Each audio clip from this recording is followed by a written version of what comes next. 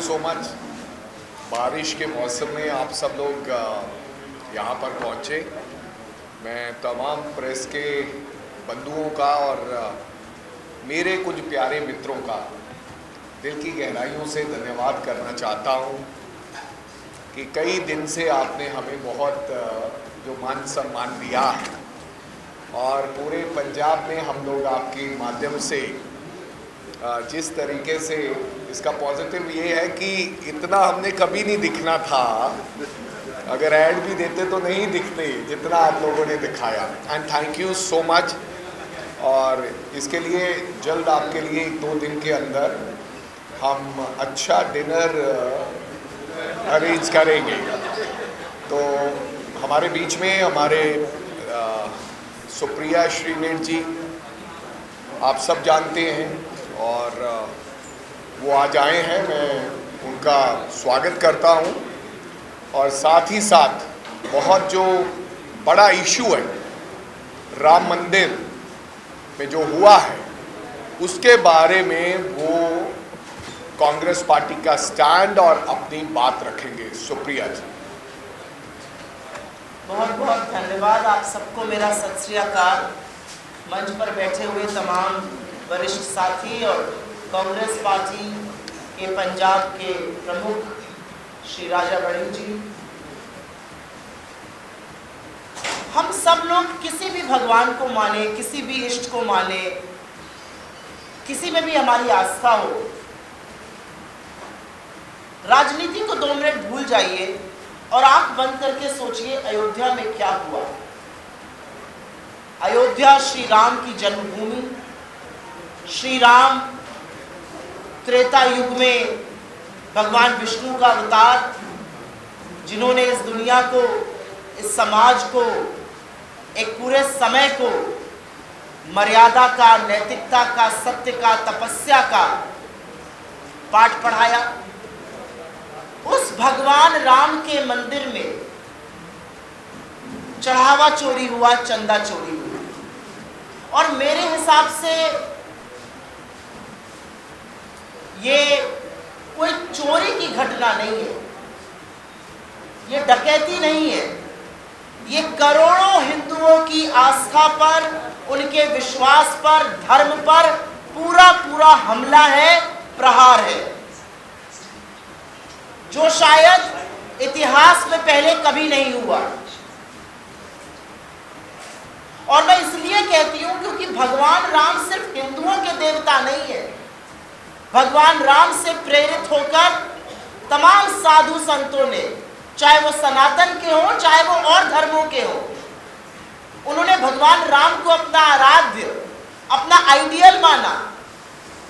भगवान राम का नाम लेकर महात्मा गांधी ने आजादी की लड़ाई लड़ी और हर वर्ग, हर धर्म के लोगों को जोड़ा। और उन्हीं भगवान राम का नाम लेकर जब आरएसएस से प्रेरित आजाद भारत के पहले टेररिस्ट ने उनको गोली मारी तो वो हे राम कहकर इस दुनिया को त्याग गए। और उस भगवान राम के मंदिर में जब चढ़ावा चोरी होती है, जब चंदा चोरी होती है, तो हर हिंदू का, हर भारतीय का आहत होना बनता है। क्योंकि भगवान राम इस देश के कण-कण, इस देश की आत्मा में व्याप्त है। आप ये सोचिए, देश के किसी भी कोने में चले जाइए, दिन की शुरुआत राम राम से, राम राम साहब, जय श्री राम, जय सिया राम, यही कहकर होती है। मैं यूपी से आती हूँ, हर दूसरे आदमी के नाम में भगवान राम का नाम जुड़ा हुआ है। राम भरोसे, राम खिलावन, राम केवल, राम निरव, कितने भगवान राम से नाम प्रेरित है। और ऐसे देश में जहां पर आस्था के प्रतीक भगवान राम है, उनके मंदिर में चढ़ावा चोरी को आप क्या करेंगे? और ये महापाप बीजेपी और आरएसएस ने मिलकर किया है। रामायण की एक बहुत सूक्ति है, प्रविश्य नगर कीजे सब काजा, हृदय राख कौशलपुर राजा। हिंदू भगवान राम को, हर भारतीय भगवान राम को मन में रखकर बड़े काम के लिए चलता है। हम पंजाब में चुनाव लड़ेंगे गुरु नानक देव जी के वचनों को लेकर, प्रभु राम के वचनों को लेकर हम आगे बढ़ेंगे। लेकिन बीजेपी और आरएसएस ने प्रविश नगर कीजिए सबका जा, भगवान राम के मंदिर का संचालन तो हाथ में ले लिया, लेकिन मुंह में राम और बगल में छुरी रखने का काम किया। भगवान राम के नाम पर डकैती डाली गई और असलियत यह कि पकड़ा सिर्फ 40 दिन की चोरी गई है। 40 दिन में 70 बार भगवान राम का मंदिर लूटा गया। इन्होंने तो गजनवी को भी पीछे छोड़ दिया और ये स्वयंभू हिंदुत्व के ठेकेदार हमारे धर्म के नाम पर कलंक है। बीजेपी और आरएसएस के लोग उस ट्रस्ट में भरे हुए थे जिस ट्रस्ट के ऊपर भगवान राम के मंदिर के संचालन की जिम्मेदारी थी।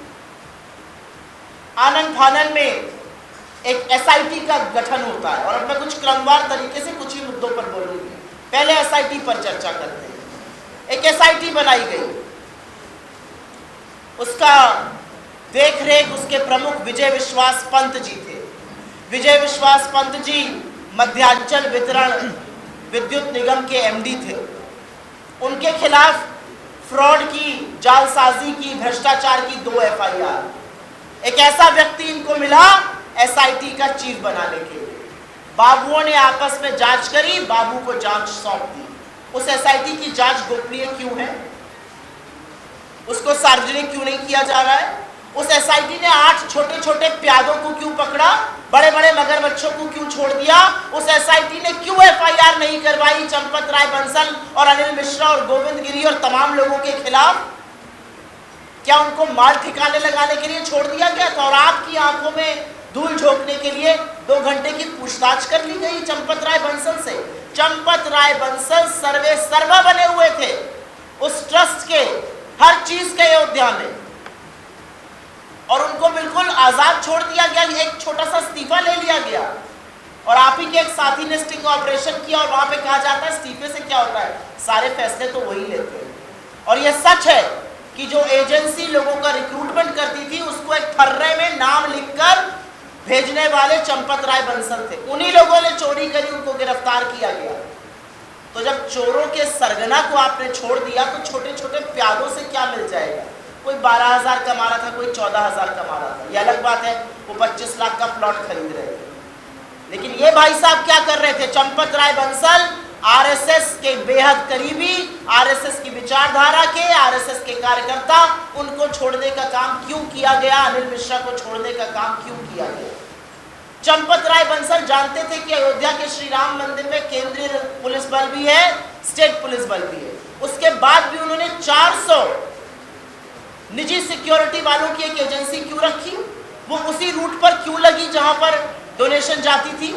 उनका क्या काम था? उनको 1 करोड़ रुपए महीने का क्यों भुगतान होता था? वो एजेंसी बीजेपी के एक एक्स एमपी, आरएसएस के एक कार्यकर्ता की थी, बिहार से है वो। उनको क्यों रखा गया? क्या उनके ऊपर चोरी का जिम्मेदारी सौंपी गई थी? ऐसे चोरी होगी? ये दूसरी बात है। तीसरी बड़ी बात, और ये बात जरूरी है कहनी, एसआईटी की जांच आती है, सेक्रेटरी को सौंप दी जाती है, वो गोपनीय है, वो गुप्त है। उसके बाद तमाम लोग आके सामने कहना शुरू करते हैं हमारा एक बात और यहाँ पे कहनी जरूरी, चंपत राय बंसल जी को निकाला गया, कथित तौर पर उन्होंने इस्तीफा दिया। लाया किसको गया? बजरंग लाल बागरा को। एक विजय विश्वास पंत लाए गए थे जिनके ऊपर 2 एफआईआर थी, एक बजरंग लाल बागरा लाए गए ट्रस्ट में। वो ट्रस्ट में आए, ये वो व्यक्ति है जो नालको का सीएमडी बना, लेकिन इनके खिलाफ घोटाले के और जालसाजी और भ्रष्टाचार के इतने केसेस थे कि सीबीसी इनको क्लियरेंस नहीं दे पाया और इनको अपने पद से इस्तीफा देना पड़ा। 145 करोड़ के देश में आपको इन दागदार, इन भ्रष्टाचारियों, इन घोटालेबाजों, इन जालसाजों के अलावा भगवान राम का काम करने के लिए कोई मिल नहीं रहा है। कोई बेदाग छवि का व्यक्ति, कोई साफ सुथरा व्यक्ति, कोई सम्मानित, कोई मर्यादित व्यक्ति। ये मर्यादा पुरुषोत्तम की सेवा में आपने ऐसे लोगों को लगाया है। अब बात करते हैं ट्रस्ट का संचालन हो कैसे रहा था। गोविंद गिरी ट्रस्ट के कोषाध्यक्ष हैं। सब लोग जानते हैं भगवान राम का मंदिर बना, भर भर के चढ़ावा और चंदा आ रहा था। गोविंद गिरी से पूछा गया आप ट्रस्ट में थे, आपकी क्या जिम्मेदारी थी, आपने क्या काम किया? गोविंद गिरी ने बिना पलक झपकाए कहा जी मैं तो पुणे में रहता हूँ, मैं महीने में 5 दिन के लिए एक आदमी को भेज देता था, वो जाके काम देख लेता था और मैं निश्चिंत रहता था। आपकी नाक और कान और आंख के नीचे चोरी होती रही, आपने भगवान राम की सेवा ही आउटसोर्स कर दी। महीने में 5 दिन आपने एक आदमी को भेजकर आप लंबी चादर ओढ़े सोते रहे, जो शक के दायरे में है, जिनसे सवाल जवाब होने चाहिए, जिनके खिलाफ एफआईआर होनी चाहिए। वो ट्रस्ट की मीटिंग के बाद मीडिया ब्रीफिंग कर रहे हैं गोविंद गिरी, और उनसे जब आपके जैसे निर्भीक पत्रकारों ने सवाल पूछा तो उन्होंने माइक छीन लिया, वो गुस्सा हो गए। मैं पूछना चाहती हूं उनसे, आप कोषाध्यक्ष नियुक्त हुए थे, भगवान राम का चढ़ावा ऐरा गैरा नत्थु खैरा नहीं है। करोड़ों श्रद्धालु अपने जीवन की कमाई आकर वहां चढ़ाते हैं। महिलाओं ने अपना मंगलसूत्र वहां चढ़ाया, लोगों ने अपनी मां के जेवर गलाकर वहां पर चीजें दान करी, किसी ने अपनी पूरी पेंशन वहां दान कर दी, और आप कह रहे हैं कि मैं किसी को 5 दिन के लिए भेज देता हूं। यह जालसाजों से ट्रस्ट बना हुआ है। और अब बात करते हैं उस ट्रस्ट की। क्या है राम जन्मभूमि क्षेत्र ट्रस्ट? इस ट्रस्ट को बनाया नरेंद्र मोदी ने, देश के प्रधानमंत्री ने। उन्होंने फरवरी 2020 में चुनकर आरएसएस से प्रेरित लोगों को, आरएसएस के कार्यकर्ताओं को इस ट्रस्ट में डाला, चाहे वो चंपत राय बंसल हो, चाहे वो अनिल मिश्रा हो, चाहे वो गोविंद गिरी हो, चाहे वो कोई भी हो, कृष्ण मोहन हो, तमाम ऐसे लोगों को डाला गया। और उस ट्रस्ट को आरटीआई से निकाला गया। तमाम हिंदू देवी देवताओं के ट्रस्ट हैं, तमाम सिख धर्म के ट्रस्ट हैं, सब आरटीआई में है, सब सरकार के लिए जवाबदेही है, सबके आंकड़े देखे जा सकते हैं। इस ट्रस्ट को क्यों निकाला गया आरटीआई से?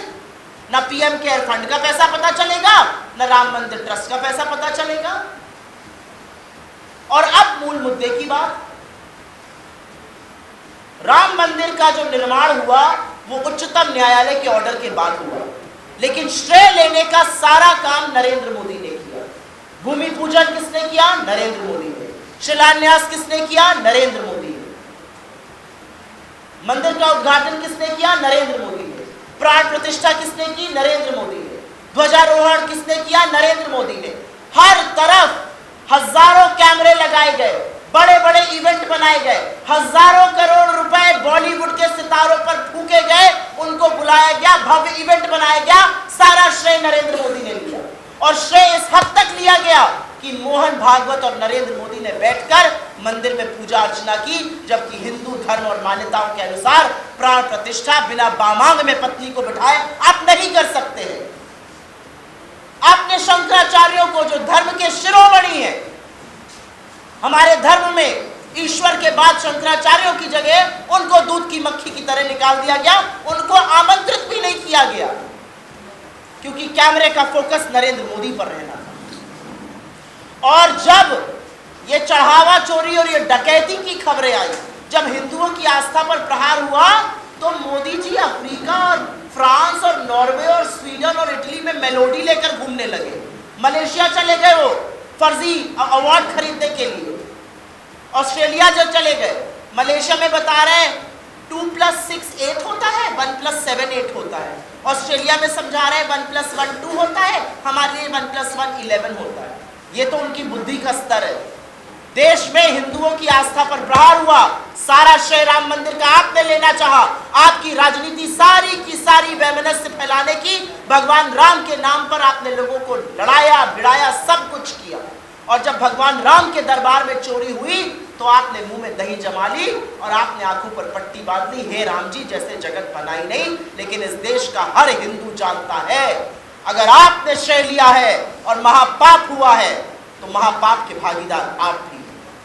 मैं पूछना चाहती हूँ, प्रधानमंत्री की आईबी, मुख्यमंत्री योगी नाथ का एलआईयू, तमाम खुफिया एजेंसीज के माध्यम से आपको पता ही नहीं चल रहा था वहां क्या हो रहा है? अगर पता नहीं चल रहा था तो कैसे फेलियर लोगों के, कैसे इनकॉम्पिटेंट लोगों के हाथ में सत्ता? और अगर पता चल रहा था और आपने कुछ नहीं किया तो आप महापाप के भागीदार हैं। क्योंकि यह भी सच है कि राम मंदिर में हुई चोरी के बारे में वहां के अकाउंटेंट्स ने चंपत राय बंसल को जाकर बताया था, चीजें रिपोर्ट हुई थी, पेपर अखबारों में आई थी, चाहे वो महिपाल हो चाहे वो 2 और लोग हो, उनको नौकरी से निकाल दिया गया।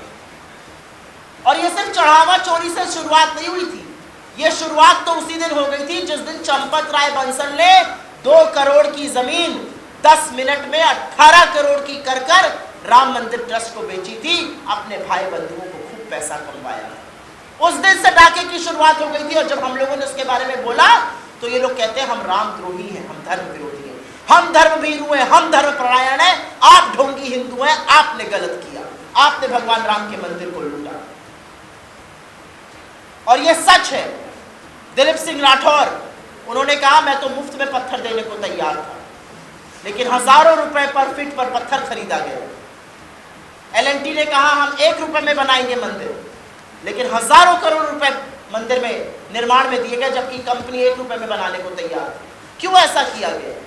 किसने पैसा खाया? कहां पैसा गया? हजारों करोड़ रुपए जो 8000 आपने बड़े बड़े सिने स्टार बुलाए थे वहां पर करने के लिए, शंकराचार्यों को बाहर करके उन पे खर्चा किए गए। एक गरीब आदमी नहीं था वहां पर, एक वंचित शोषित समाज का आदमी नहीं था। नरेंद्र मोदी फोकस थे, भगवान राम से बड़े पोस्टर नरेंद्र मोदी ने अपने लगवाए थे अयोध्या में।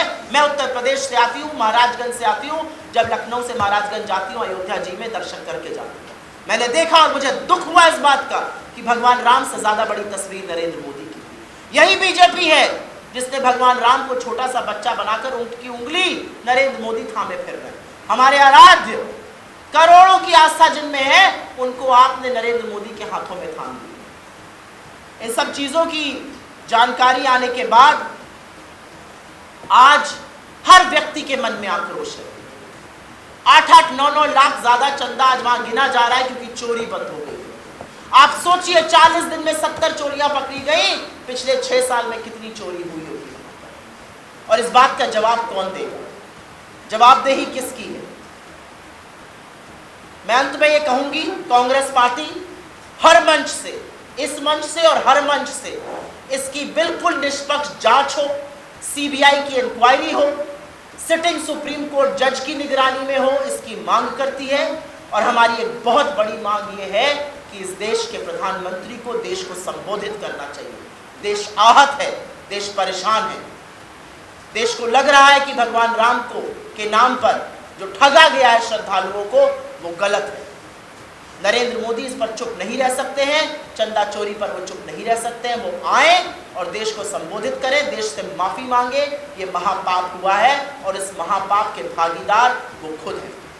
मैं अंत में सिर्फ एक बात कहूंगी, हजारों करोड़ों मंदिर हैं इस देश में, कंकर कंकर में भगवान का वास है, कहीं से चोरी की खबरें नहीं आ रही। जहां आरएसएस की एंट्री हुई, जिस मंदिर में आरएसएस घुसा, वहां से डकैती, वहां से चोरी, वहां से महापाप की खबरें आती हैं। ये इनकी असलियत है। ये हिंदू धर्म के सगे नहीं है, ये हिंदू परायण नहीं है, ये धर्म भीरू नहीं है। ये धर्म के नाम पर सिर्फ ओछी राजनीति करते हैं। ये भगवान राम के नाम पर लूटते हैं। ये मुंह में राम और बगल में छुरी रखने का काम करते हैं। ये हिंदुत्व के ठेकेदार जरूर हो सकते हैं, ये मेरे और आपके धर्म के ठेकेदार कतई नहीं। यही बीजेपी और आरएसएस का असली चेहरा है और ये चेहरा धीरे धीरे देश के सामने खुलता जा रहा है। बहुत बहुत धन्यवाद। आपके सवालों का स्वागत है। मुझे कुछ नहीं सुनाई दे रहा है, एक एक करके बोले।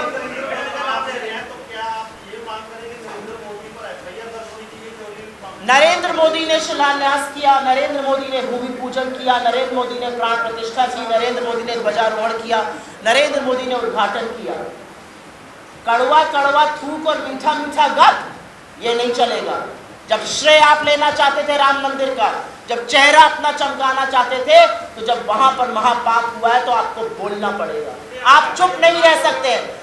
इस ट्रस्ट को जिसको आपने बनाया, उस ट्रस्ट को भंग करना होगा। उस ट्रस्ट की कोई विश्वसनीयता नहीं है। आपने भर भर के आरएसएस के लोगों को उसमें भर दिया।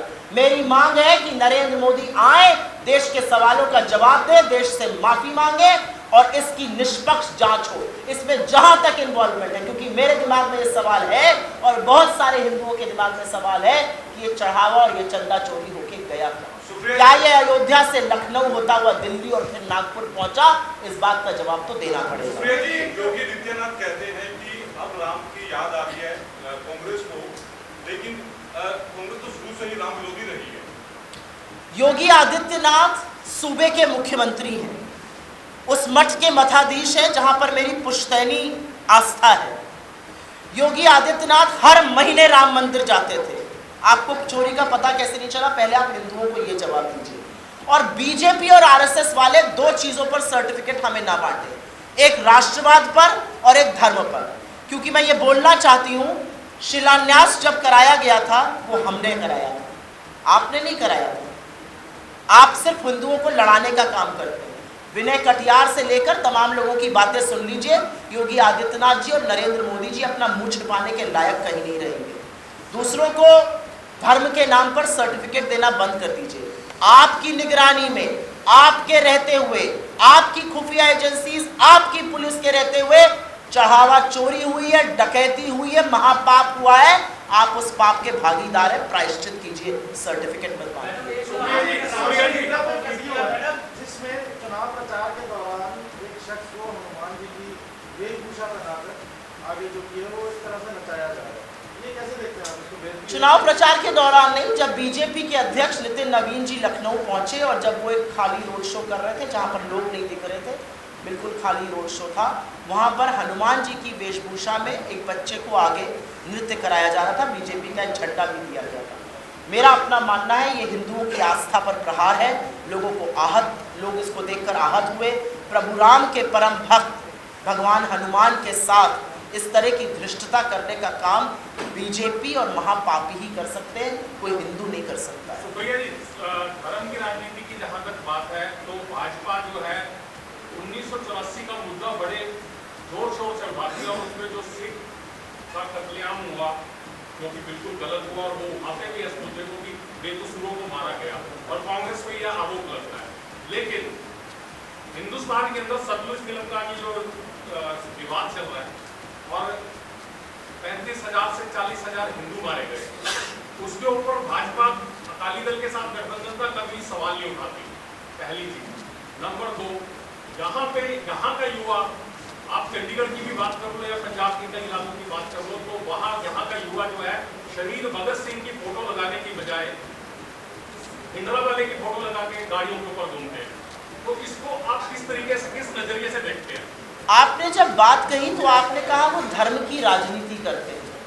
बीजेपी और आरएसएस एक तरफ और हिंदू अनुयायी एक तरफ। हिंदुओं के लिए और हम भगवान राम के पुजारी हैं, वो भगवान राम के व्यापारी हैं। यही अंतर है हम में और उनमें। मैं आपकी बात को अगर आगे बढ़ाना चाहूँ तो मैं ये ज़रूर कहूँगी कि 1984 में जो हुआ वो सर्वथा गलत था। इसके बारे में हमारी लीडरशिप ने बोला है, कितनी ही सेवा और प्रायश्चित की बात की है।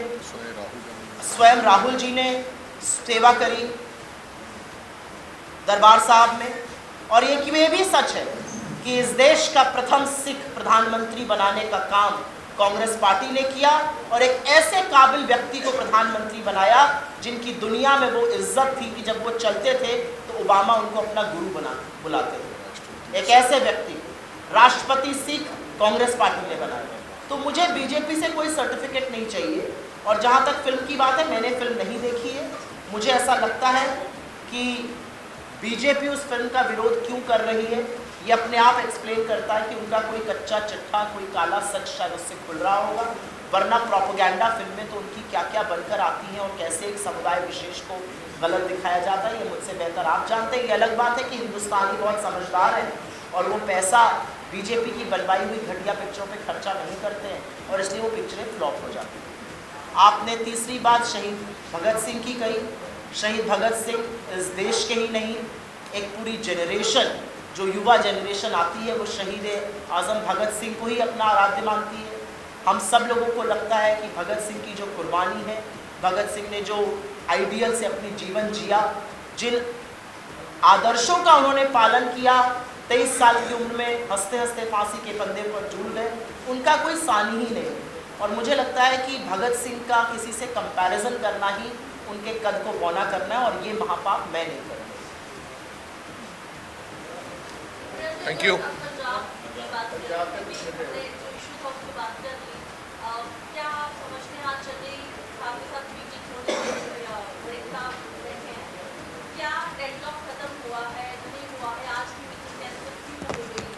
मैं ना इसको, जबकि मेरे भाई मेरे बगल में बैठे हैं और मुझे पूरी आशा है कि जब चुनाव होगा तो कांग्रेस पार्टी की सरकार बनेगी। मुझे पूरा विश्वास है और इसमें मुझे ज़रा सी भी संदेह, ज़रा सा भी संशय नहीं है। देखिए, राजनीति जो है ना, वो महत्वाकांक्षाओं का दूसरा नाम है। आप लोग की तरह हमारा कॉर्पोरेट अप्रेजल तो होता नहीं है। हर साल हमने कितनी स्टोरी ब्रेक करी, कितने इंटरव्यू किए, उसके हिसाब से 10% हाइक मिलेगी, 20% मिलेगी। आपका भी नहीं होता है, गलत बात है। कॉर्पोरेट अप्रेजल ऐसे ही होता है। तो राजनीति में महत्वाकांक्षा ही होती है, हर व्यक्ति की महत्वाकांक्षा होती है। और हमारी पार्टी जो है वो आज़ादी के आंदोलन से निकली हुई पार्टी है। हमारे यहाँ बर्तन थोड़े खड़कते हैं और फिर हम सब साथ मिलकर एक साथ आ जाते हैं। और मुझे ऐसा लगता है, एक मिनट, मुझे ऐसा लगता है इतनी डेमोक्रेसी, इतना डिसोनेंस ठीक है। और एक छोटी सी बात मैं यहाँ पे ज़रूर कह देती हूँ, ना मैं बघेल साहब की डायरी का अपॉइंटमेंट देखती हूँ, ना चन्नी साहब की डायरी का अपॉइंटमेंट देखती हूँ। दोनों लोग शहर में हैं, ज़रूर मीटिंग हो जाएगी। इसमें इतनी अटकलें लगाना, इतना, मैं लेकिन शुक्रगुजार हूँ। आप हमारे ऊपर जितने कार्यक्रम करिएगा उतना हमारा चेहरा दिखेगा, उतनी हमारी बातें आएंगी, उतने हमारे भाई और हमारे बाकी साथी दिखेंगे। आप लोग इस कवरेज को अनवरत 24/7 करते रहिए, यही मेरी आप लोगों से प्रार्थना है। गुटबाजी है वो जरूर देखने को मिलती है। सेम इसी तरह की इससे पहले हरियाणा में देखने को मिली, वहाँ पर भी गुटबाजी थी, वहाँ पर सरकार नहीं आ पाई कांग्रेस की। वही गुटबाजी हम पंजाब में, जिसको आप गुटबाजी कहते हैं, जिसको आप गुटबाजी कहते हैं, हर प्रदेश में एक से ज़्यादा लीडर होते हैं। मेरे भाई लीडर हैं, चन्नी साहब लीडर हैं, तमाम ऐसे लीडर हैं पंजाब। और हम इस बात की खुशी है कि हम एक आदमी की मर्जी से चलने वाली पार्टी नहीं है। एक आदमी उठ के कहता है तुगलकी फरमान आज ये होगा, आज पूरा देश लॉकडाउन में लगेगा, आज पूरा देश पैदल चलेगा, आज पूरा देश अपने ही नोट के लिए लाइन में खड़ा हो जाएगा। हम इस तरह की पार्टी नहीं है। हमारे यहाँ मुझे इस बात का फक्र है कि हमारे यहाँ हर प्रांत में अलग अलग लीडर्स हैं और हर लीडर की फॉलोवरशिप होती है। जिसको आप गुटबाजी कहते हैं, मैं उसको लीडरशिप कहती हूँ। और मुझे ऐसा लगता है कि लीडर्स का आपस में टकराव भी होता है, मनमुटाव भी होता है और फिर हम सब साथ मिलकर लड़ते भी हैं। मुझे नहीं लगता कि ये कोई इतनी बड़ी बात है। विपक्षी टीम जो है, लेकिन अगर हरियाणा का जिक्र करें तो आपने कहा गुटबाजी नहीं है। हरियाणा में गुटबाजी होती है और एक मैडम जो है वो सीधे तौर पर किरण चौधरी का जिक्र कर रही है, वो बीजेपी ज्वाइन कर रही थी। उनके साथ साथ जो बीजेपी में चला जाता है ना, उन कायरों के बारे में बात नहीं करनी चाहिए। क्या ऐसे हालात पंजाब में ना पंजाब में अभी भी ऐसे मुझे नहीं लगता ऐसे कोई हालात बन रहे हैं। कांग्रेस में हमारी सरकार बन रही है। आप लोगों की चिंता जो है वो सिर आंखों पर है और मैं बहुत अभिभूत हूँ। आई एम वेरी टच कि आप लोगों को इतनी चिंता है कांग्रेस की, और करनी भी चाहिए। कांग्रेस ही एक पार्टी है जो पंजाब का विकास कर सकती है। पंजाब का क्या हाल इन लोगों ने करके रखा हुआ है, ये अलग बात है। और मीडिया के साथ भी क्या सलूक करते हैं, कितना आपके ऊपर भी ड्रैकोनियन प्रेशर आता है, वो भी मुझे पता है।